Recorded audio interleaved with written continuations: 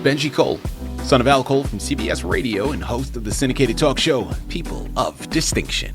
A talk that gives you an in-depth view of some of the most dynamic, intelligent, and successful people on the planet. Run to our website, alcoleenterprises.com for more info.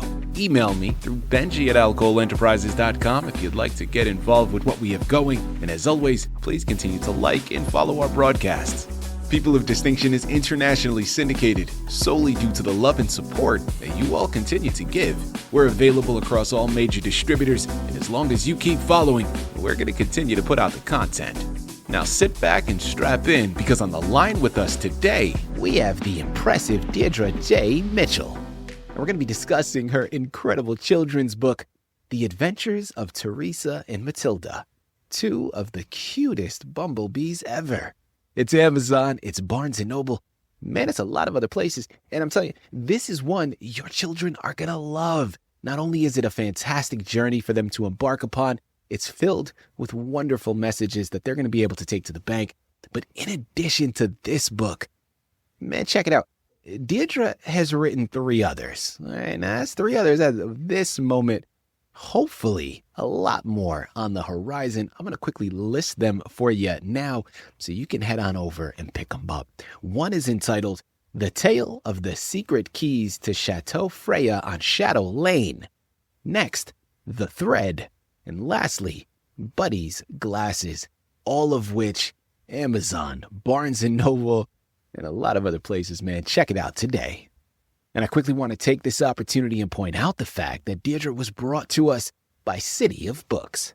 So for my writers out there listening in, if you've gone through your process and now you're in a precarious position, man, because now you need some assistance moving the book you just developed, head on over to citiofbooks.com and gather all of the ways that their fantastic team is going to help move your creative endeavors. And listen, it is an absolute pleasure to have Deirdre here on the line.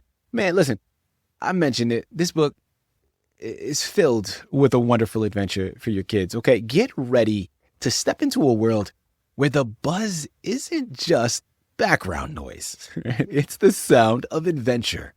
See, today we're diving into the blooming garden of an author and grandmother who brings us the tale of Theresa and Matilda. They just happen to be 2 bumblebees on a mission to teach us about friendship, honesty, and just the power of doing the right thing, which sounds so basic, but oh my goodness, is it something that is just me, or is that in short supply right now? Because I look around and I'm like, my goodness, there is a lot of absence with these notions.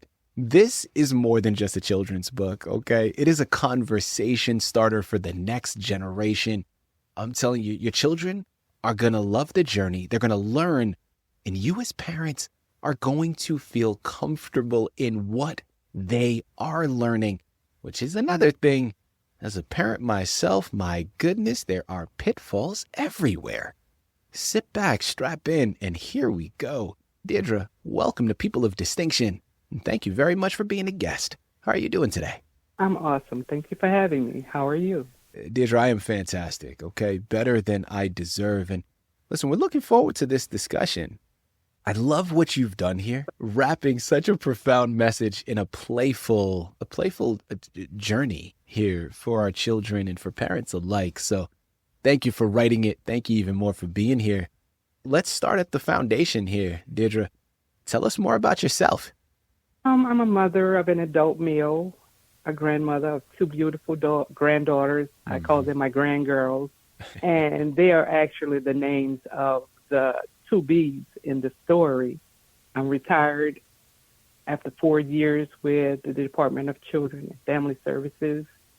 I'm a part of a huge family, and I enjoy just writing for children and spending time with them. Fantastic. Yeah. Listen, Deirdre, welcome again to the show. I love the connection that the bumblebees have to you and your personal story with your grandchildren. And I want to go a little further into inspiration next because, listen, I know, as you've mentioned, and of course, through the research that we've conducted, New Orleans is your home, right? So I'm sure that has an influence. It's a city bursting with color, with music, with life. I want to know, how did the spirit of your city influence the world that you've built, even if the setting isn't explicitly New Orleans? Okay, first you have to think about the book and the weather. Our weather is so crazy. It's always raining or whatever. It's beautiful, but mostly raining, wind blowing all over the place. And so the book itself, it's about the two bees that was blown together in the cave of a tree, and that's how they befriended each other. And then from that point on, they befriended the children. So with the New Orleans feel of it, it was just basically the weather, the fun. Everything is so fun and festive, and it's just fun just thinking about the kids always having fun and using imagination. And with New Orleans, it's definitely that. So there's always something going on. Absolutely. Yeah. I visited once years ago, and I would love to go back. It was such a great time. It was like I mentioned, it was filled with so much life and just an aura that I think is only captured there, at least in my experience in New Orleans. And I've been around the world. I've explored a lot of different places, but there's just something like it that is unmatched. Thank you for capturing that within the book. Without further ado, tell us more about the adventures of Theresa and Matilda. Okay, as I said, the book itself, first let me say this. In my mind, I am Queen Bee.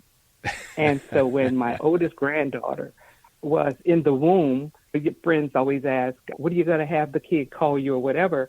And I thought about it, and I said, what about Honey? And so I started out just being Honey. So then when she was born, the first one was born, she was named Reese, but because I'm always over the top, always so want to be so special, I gave her my own name, which was Theresa, because I wanted to be like that special person. Yeah. And my other granddaughter, her name is Madison, and I called her Matilda. And both of them, I called them those names from the time they were born up until now, 9 and 14. I realized, and after I retired, I realized that I was downsizing and cleaning up my computer, and that's when I found all of the books that I had written over the years, because I have a bunch of them actually. And when I started reading over them, I realized that my granddaughters were the only children in the family, in my immediate family, that wasn't listed in any of the books. So that's where Theresa and Matilda came along. So the title was there before the story. And once I named the book, then I took a couple of days and wrote the story. And it was fun doing it, and it was all about them, the girls. Yeah. Deirdre, great segue that you've established. Let's go into some of that fun, right? What was a highlight for you throughout this entire writing process? Or if not a highlight, maybe something that surprised you that you weren't anticipating? I actually surprised myself, because I have a thing that I say all the time, that reading enhances as well as fuels the imagination of children while making them smile. And I say that a lot. And so I always associated imagination with children, their minds and their playtime. But as I was writing this particular story, I realized that my imagination was as huge as theirs. And I found so much joy in that. So that experience was awesome. People, I'm telling you, again, this is a book that you need to add to your shelf. Once more, it's entitled The Adventures of Theresa and Matilda, two of the cutest bumblebees ever. It's Amazon, it's Barnes & Noble. Remember, there are 3 other books as of this moment, and hopefully a lot more.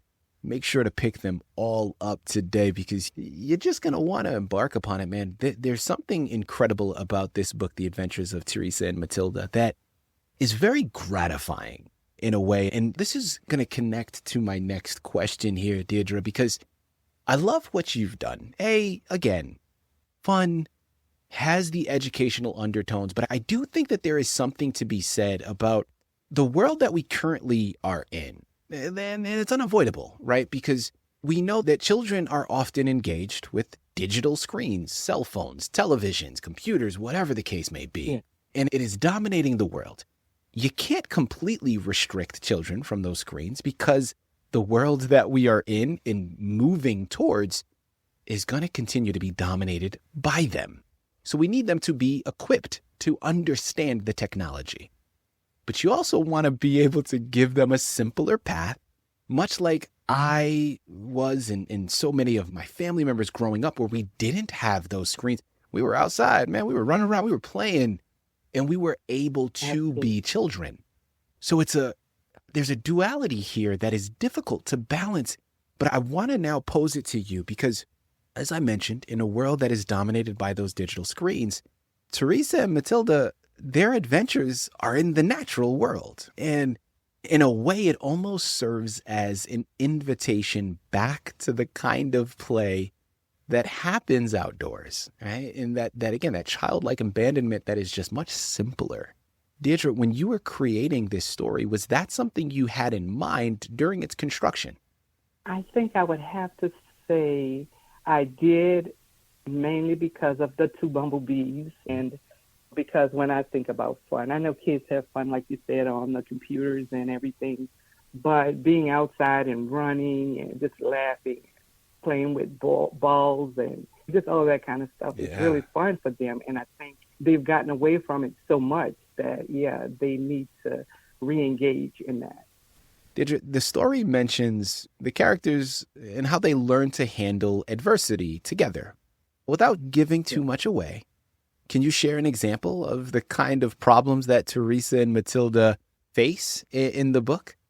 Okay, there was one point where the kids had an accident and the bees, they decided that they were going to protect the children. Mm-hmm. So they were doing their thing, buzzing around, and it almost caused a big confusion between an adult and the bees. The children had to step in and straighten everything out. And everything turned out fine. Well, that's a good message for the parents out there. Sometimes you got to listen to the kids, man. I know we always feel like we got all the answers, but sometimes the kids know. You got to let them lead from time to time. Listen, my final question here for you, Deirdre. Your book, and really a lot of children's books, right? There's always that difficult dichotomy. There's that difficult balance between making it entertaining, but also capturing some form of education. But the difficult balance is, of course, with that education, you don't want it to come across as preachy. How did you manage to balance the important lessons about honesty and responsibility with the need to keep the story fun, adventurous, and really engaging for younger minds? I think I associated it with my son, who was 42. When he was growing up, I always had the house where everybody came and played around and wanted to spend the night. And I was always the parent that as long as they were respectful, they had a voice, because I believe that children are resilient. And I would listen to them, and even though they would tell stories that was incorrect or whatever, I would just let them speak and have their say. So it was more like I realized that in children, if you give them a chance to express themselves and let them know that if they do express themselves in a manner that we may not agree with, but as long as they tell the truth and be honest about things and take responsibility, they'll do okay and they'll be fine.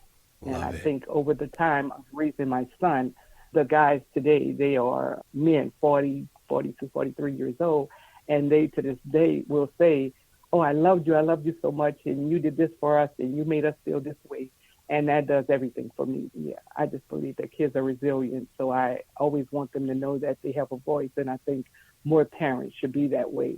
And not always preachy, and you can't say this and you can't say that, because kids should be able to voice how they feel and let people know what's hurting them or what makes them happy. Because when you do that, they learn a little better and more, and their confidence is built.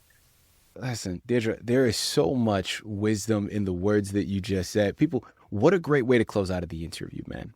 Because that's such a powerful message for all of my parents out there listening in. And listen, I get it, right? I mean, it's not so easy. It's not so black and white sometimes, right? Sometimes it's very difficult to give way to the children, to allow them to have that freedom. But it's so key. And it's interesting, Deirdre, that you bring that up, is because my wife and I were just having a conversation about this recently. Our children are very young, so we're still very early on in this parenting journey. But one thing that I can say, and that listen, everybody travels along their own path. So this is not to cast any aspersions on anyone else, but I understand that for my wife and I, we had our children much later We were both in our late 30s when we embarked upon that journey. And as parents now dealing with a toddler, oh my goodness, I'll tell you, I would not have had the patience to go through, and it is astonishing to me every single day working with our children and how much, like, toddlers are not for the weak, man. They will put you through some things. They will stretch you out as far as you can go. And again, everybody's different. Everybody has their own experiences. You're talking about allowing your children to have that safe place. And it's difficult at times, but it's so incredibly important. And people, it aligns with this book magnificently. I'm telling you, I'm going to say it one last time. Remember, it's Amazon, it's Barnes & Noble. In addition to The Adventures of Theresa and Matilda, check out the other 3 that Deirdre has written as well. The Tale of the Secret Keys to Chateau Freya on Shadow Lane, The Thread, and lastly, Buddy's Glasses. They're all incredible books for you to get for your children and embark upon the journeys with them. And as we close out, like, I think the most important thing, and there's been so many gems that we've discussed here today, but a simple message or a powerful message wrapped in a very simple disguise is, listen, you're following bees and children, but they're figuring out how to lift each other up together. And I think that's a powerful reminder that our challenges are lighter when we don't face them alone.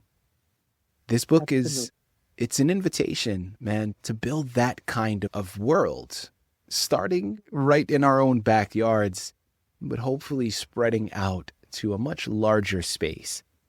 It starts with this book. People, head on over there and pick it up. Deirdre, this has been a phenomenal conversation. I just want to thank you very much for writing the book, but even more so for being here with us to discuss it all through people of distinction. Thank you so much. I appreciate you guys, and I enjoy being here. You make me feel so special.